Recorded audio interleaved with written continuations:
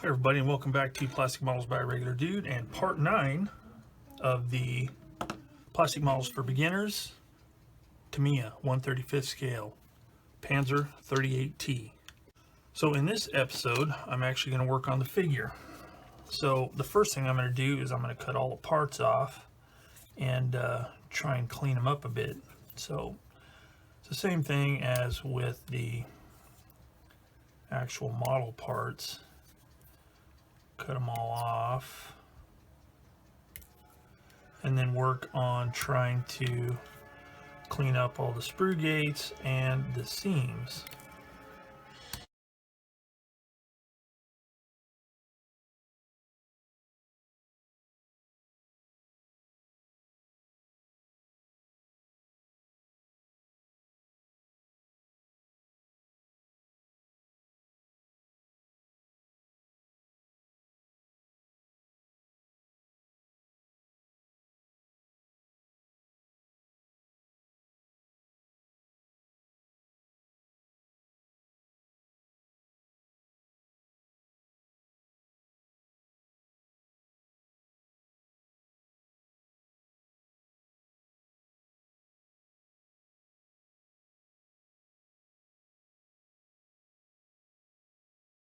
Once I get them all cleaned up, I have to start assembling them.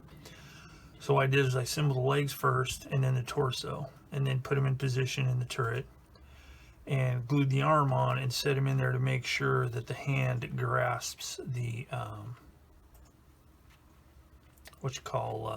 hatch there like it's supposed to. So then I can glue the other parts in because they aren't as crucial as to the fit of the figure in the turret. So the next thing I did was, after I cleaned up the head, I used a small drill a hole in the lower part of the neck so I can do the work on a toothpick, which will make it easier to paint this and paint all of the stuff around the figure. Then I can glue that on later. So the next thing I need to do, I need to determine if I want to keep the kit top piece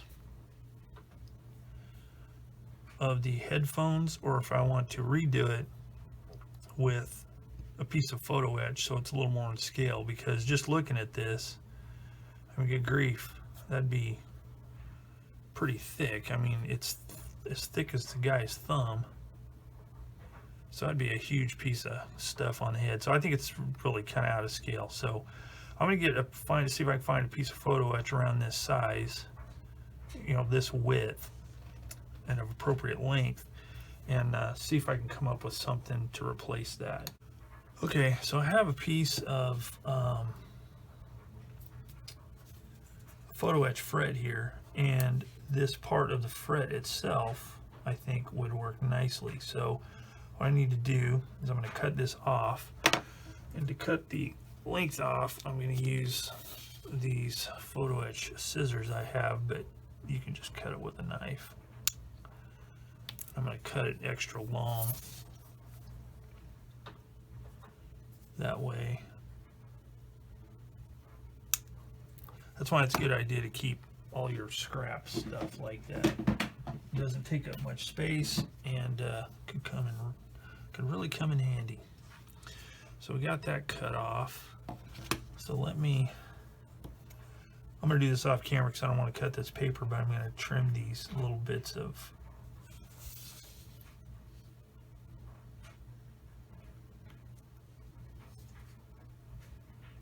where the part attached.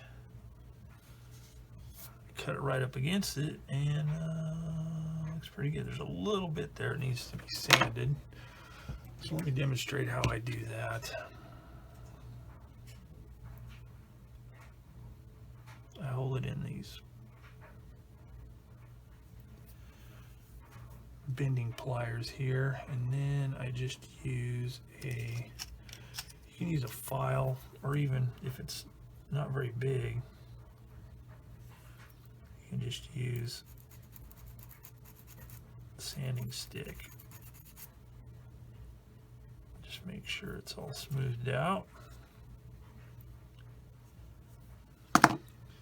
Then I need to bend it into a curve. Now, when bending photo etch, to bend that curve, a person's tendency would be to find something.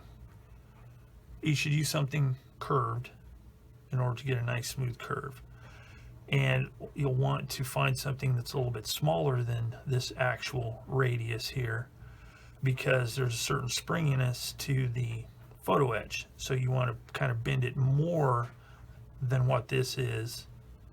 And then when you let go of it, it will relax back and be closer to the size that you want.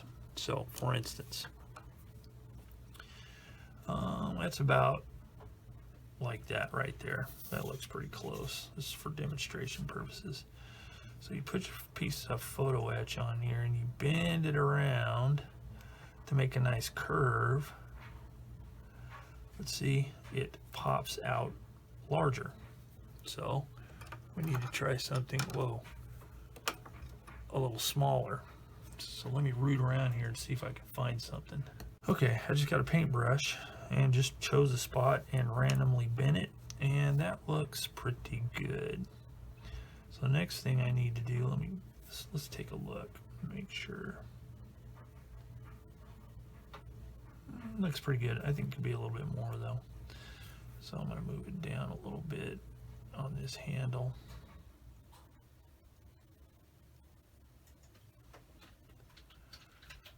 And just roll it around like that. Yeah, it looks a little better. And besides, I want it to kind of be sprung a little bit, since it's not, I'm not going to put it on his little noggin. So that looks pretty good. All right, so now I just need to cut it off.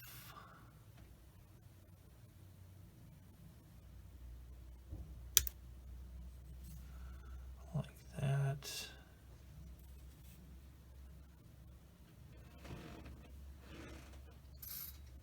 And like that. That looks pretty good. All right, so there's that. So now all I have to do is trim the old one off and then glue it on with some super glue.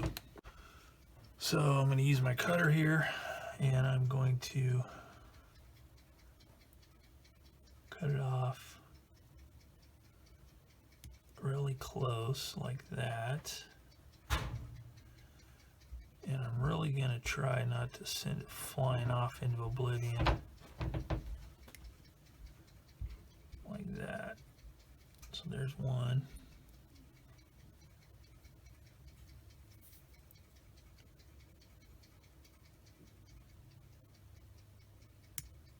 There's that one.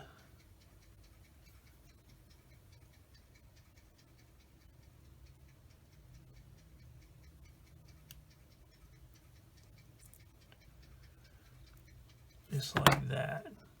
Now, I could really get fancy and cut that little bit of, I don't know if you can see it on the camera, hopefully, this little bit of remaining part of the loop that goes across, but I think I'm going to leave it just because it gives me a little bit more surface area for the super glue, because it'll be really hard to notice that on the inside. So I think I'll do that and then let it sit up for a bit. So give me some super glue here. I'm using this slow dry stuff, so it gives me just a little bit of time to make sure it's in position right. All right, so he's all put together. He fits like he's supposed to. So next thing I'm going to do is I'm going to prime this figure, and I'm going to use Ammo One Shot black primer.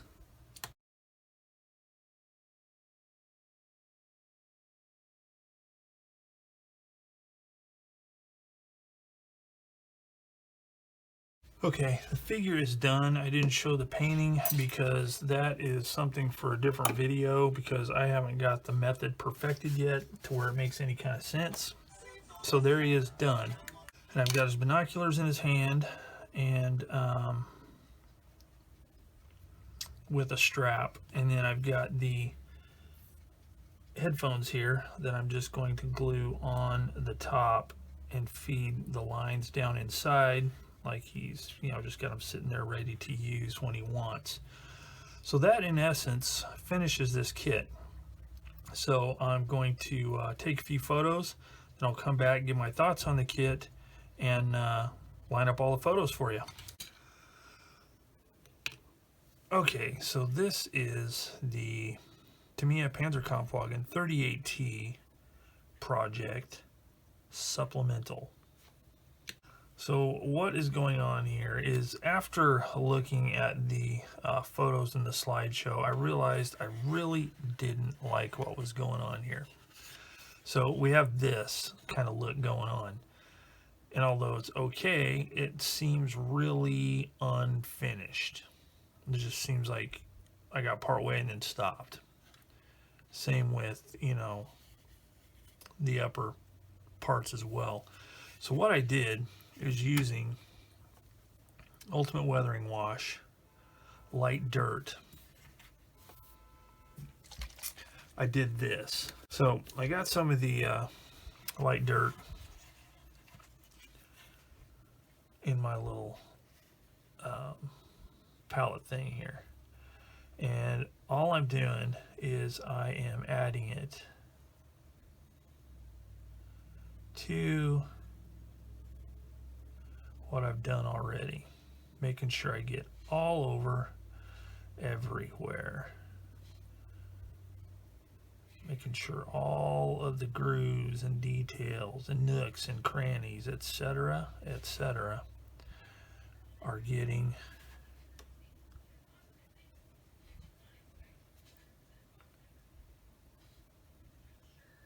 slathered with this stuff. Okay.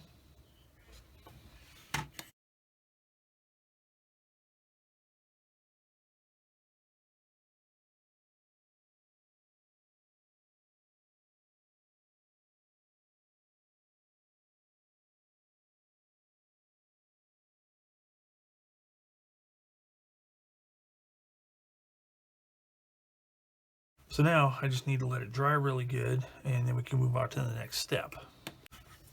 All right, now that it's dried, let me show you what I'm going to do. As you can see, it's all grubby looking, and all I have to do is take a Q-tip and or a stiff paintbrush, and then just start rubbing this stuff off like this. And what it does is it creates, since I wasn't going for a wet mud effect, this just gives it a dusty look.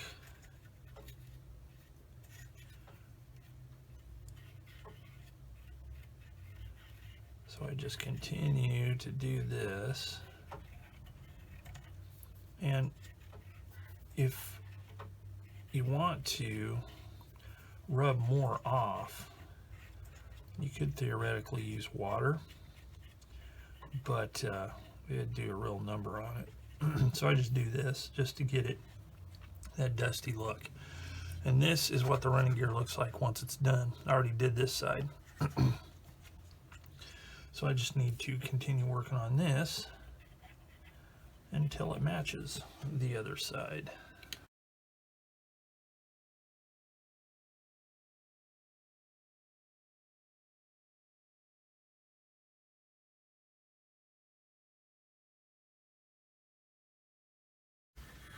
And what you end up with is a really nice dusty appearance with a lot of simulated dust deposits. I'll have to glue that back on. A lot of simulated dust deposits